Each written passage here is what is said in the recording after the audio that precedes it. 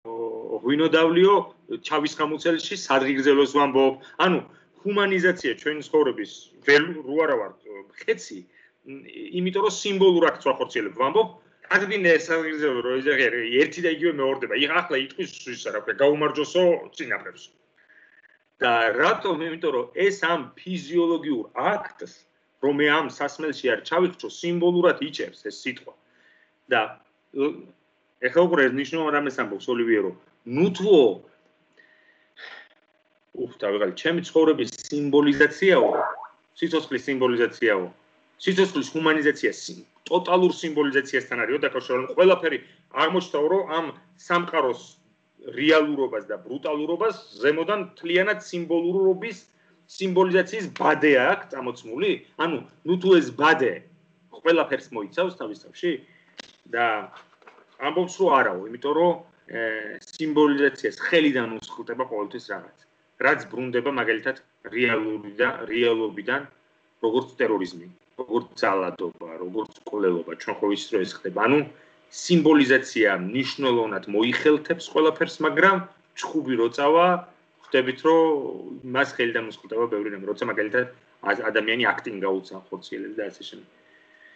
და ცოტა ოიდიპოსზე ლაპარაკობს და მე აღარ ვიცი, ანუ ტრაგიკული გმირი, რომელიც თავად განასახიერებს ცოდვას და შეცდომას, აი ეს ნანუკა ელენე ვინც ფრანგულად წაიკითხავს ამ სტატიას, ეს ოიდიპოსზე პასაჟი საერთოდ არ ახსენებს ამ სიტყვას ოიდიპოს, ვითომ იმიტომ რომ ასეთი ის იყოს მისტიური სტატია, მაგრამ საქმე ეხება სოფოკლეს ტრაგედიას.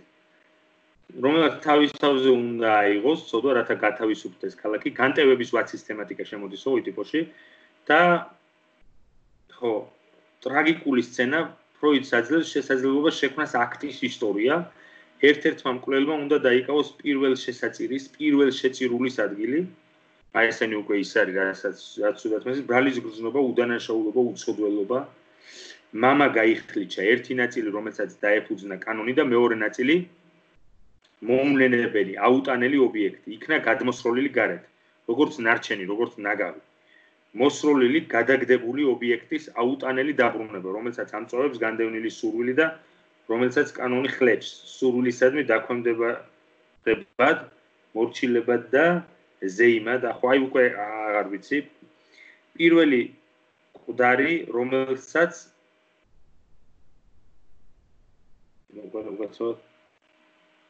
რომელსაც მოუარეს. წარმოუდგენელი დასაფლავი მეც თვითონაც გაუგებრად ამომწერია, ჩემ დაწერილსაც ვეღარ გითხრი.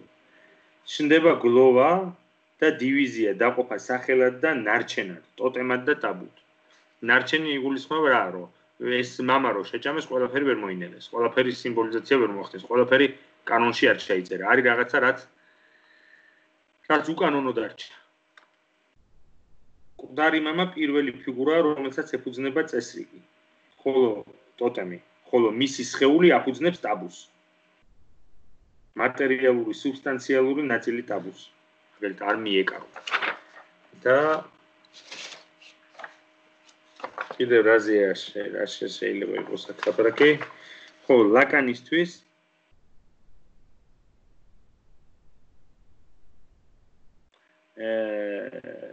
ნიშნულოვანია, რომ მან მოგცეს ახალი შედარებით ახალი კონცეფცია არაცნობიერის, რომელიც არ დაიყვანება მხოლოდ განდევნილზე.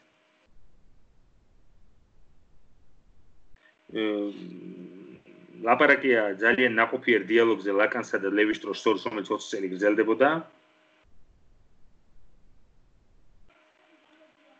რომელიც საბოლოო ჯამში ლაკანს მიიყვანს აღნიშნელის უპირატესობამდე აღსანიშნთან მიმართებაში. ანუ ნახეთ, სოსურის ლინგვისტიკაში არის აღსანიშნი და ქვემოთ უწერია აღნიშნული. მაგალითად, მაგიდა როგორც საგანი და სიტყვა მაგიდა როგორც ფონეტიკური, როგორც აკუსტიკური რეალობა აღნიშნულია. შესაბამისად, სოსურისთვის ნიშნულოვანია მაგიდა როგორც საგანი, ხოლო მერე მოდის სიტყვა, ანუ აღნიშნული. მაშინ როცა ლევისტროსისთვის და ლაკანიანისთვის აღნიშნელი აფუძნებს საგანს. თუ არ არის აღნიშნელი, არ არის საგანი. მაგალითად, შენ ხარ ჩემი ცოლი. ეს ნიშნავს იმას, რომ მე ვაფუძნებ ოჯახს. თუ ეს არ თქვი, ლაკანის მაგალითად, თუ ეს არ თქვი, ვერანაირი თანაცხოვრება ვერ შექმნის ოჯახს. ამიტომა ჯურისწერის დროსაც და სამოქალაქო აქტის დროსაც ეკითხებიან. თანახმა ხარ, რომ გაჰყვეთ ცოლა. ის კი რომ თანახმა ხართ, რომ ერთგვარი ხანი დაჰყოთ ერთ ბინაში.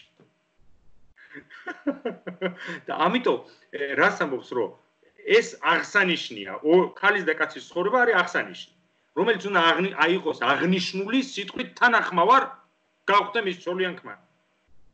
და როდესაც ამას იტყვი, ეს აღნიშნელი მოიხელთებს ამ რეალობას, მაგალითად, ქალის და კაცის ურთიერთობას და სიმბოლურ წესრიგში ჩატენის.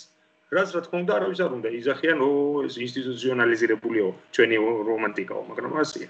ოჯახი ინსტიტუცია. რომ პოლოგანას უნდა თქვა, ბევრ შეიძლება არ მოესმოს იმის გაგვა ინსტიტუციაში ცხოვრობ.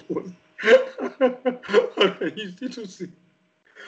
რომელიც იშლება ხანდახან, იმიტომ რომ ყველაფერს ვერ მოიხელთებს სიმბოლური.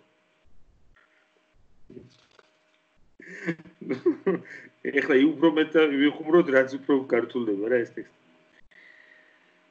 Les symboles sont plus réels, ანუ სიმბოლოები ლევისტროსისთვის და ლაკანისთვის უფრო რეალურები არიან, ვიდრე ის რის სიმბოლიზაციასაც ახდენენ ისინი.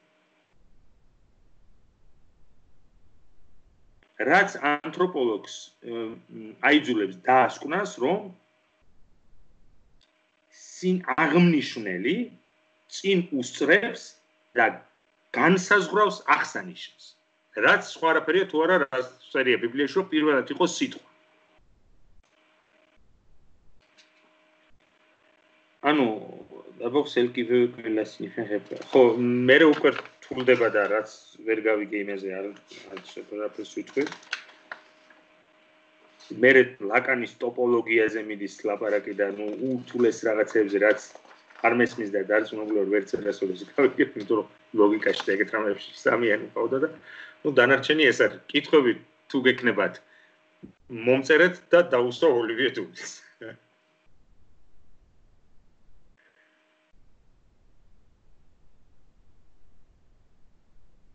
ჯერჯერობით ნამეტანი რთულია იმისთვის, რომ კითხვები გაჩნდეს. არა, იცი რა, ელენე, გეხოცები ფრანგული ვინც ის წაიკითხეთ რა. დღეს დავიწყე მაგ ტექსტის კითხვა, ნუ რომ მომეშალა და დავანებე თავიდან. არა, არ მოგეშალა, იმიტომ რომ კითხვები ხო უნდა გაუგზავნოთ. ეხლა ის თუ კითხეთ, რომ ბრალის გრძნობა რატო გაუჩნდათ? იტყვის, იმიტომ რომ მოკლეს მამა. რატო მოკლეს მამა? იმიტომ რომ ფროიდი ამბობს, რომ ყველა ქალი მას ეკუთვნოდა. ნუ აი ხო, გესმის, ეგეთი რაღაცა რო არ გამოვიდეს, რომ რაღაცას გამოვჩეთ. ჩვენ ამ სემინარს, რომელსაც მოყვება სექტემბერში სემინარი და შუაში ჩავხსვათ კატრინ სალადენის სემინარი მოდმანონის წიგნზე. ესა, ნანუკა, შენ ხო არ წაგიღია ეგ წიგნი ოდესმე? არა. იქაური ბიბლიოთეკისგან წამოვიღე. შენგან არა. არა, მწვანე სახლიდან ხო არ წაგიღია ლამფანაღიები მოდმანონი? არა, მე მაქვს სახში მაქვს მე მაქვს ის პრემიერ კონსულტაციონ და რომელი გითხრა კატრინმა, რომელსგან ვიხილავო? არა, ლამფანაღიეგე ესამე. ჩამორჩენილი ბავშვი და დედამისი. გიგამ წვანი სახლი და გადავვარდით და წიგნებს ვალაგებდით. მე ჩავალაგე გარკვეული ნაწილი წიგნების და მახსოვს რომ შემხვდა მოდმანო, იმიტომ რომ გადავხედი რაღაცებს, რითიც ვალაგებდი. ო, იმიტომ რომ იქ არის ისა ფსიქიატრია, ფსიქიატრ ესონფუ, ფსიქიატრი და მისი გიჟი. ეგ წიგნია და კიდე მეორე ეგ იყო. ხო და სავარაუდოდ თავით ნება ყუთებში. ხო, ნახავ მაშინ. მე რაც წავიღე დავაბრუნე სამივე. ხო. არა, ის სხვა რაღაცაა. ის აი ადრე რაღაცა მახსოვდა, რაღაცა არა, იქ იქნება ყუთებში ყველა ვარიანტში და მაიამ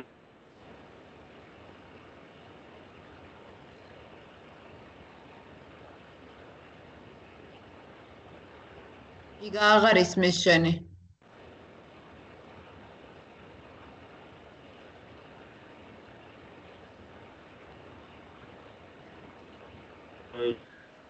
კატრინის თხოვნა იყო, მაგრამ მაგ წიგნის საკითხვა მართლა სიამოვნებაა, მოდმანონის ბევრი რამე წამიკითხავს და გასაგებად წერს და არანაირი სტრუქტურა. თუმცა მოდმანონი იყო SPP-ს სოციეტე პარიზის ფსიქოანალიტიკური საზოგადოების საპატიო წევრი, რომელსაც ანალიზი აქვს, საერთაშორისო ასოციაციის წევრი იყო და უბრალოდ ლაკანს შეხვდა.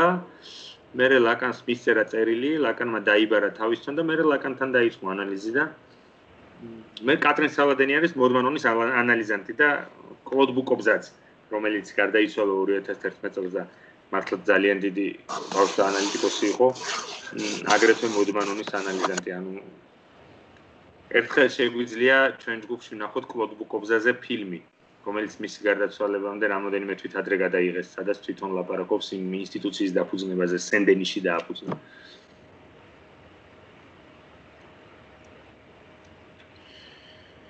მოკლედ 29 თქვენ ხვალ ზეგ თუ გამომიგზავნთ 1-2-3 კითხვას, 1-2 მეც დავამატებ, 1-5 კითხვას გავუგზავნით ფორმალურად და 29-მდე მე მოვიწერები Zoom-ის მისამართს, მაგრამ ვეცადოთ, რომ ეს Zoom-ის მისამართი გავასაჯაროოთ და მაქსიმალურად ბევრი ხალხი რომ მოვიდეს. თქვენ მეგობრებს, კოლეგებს ყველას უთხარით და Facebook-ზეც გააზიარეთ. კარგით, აბა მე წავალ, ცოტა დავიღალე და პატარა შევჭამ და გიგა ძალიან დიდი მადლობა. დიდი მადლობა. კარგად იყავით. მადლობა. კარგად აბა. მადლობა თქვენს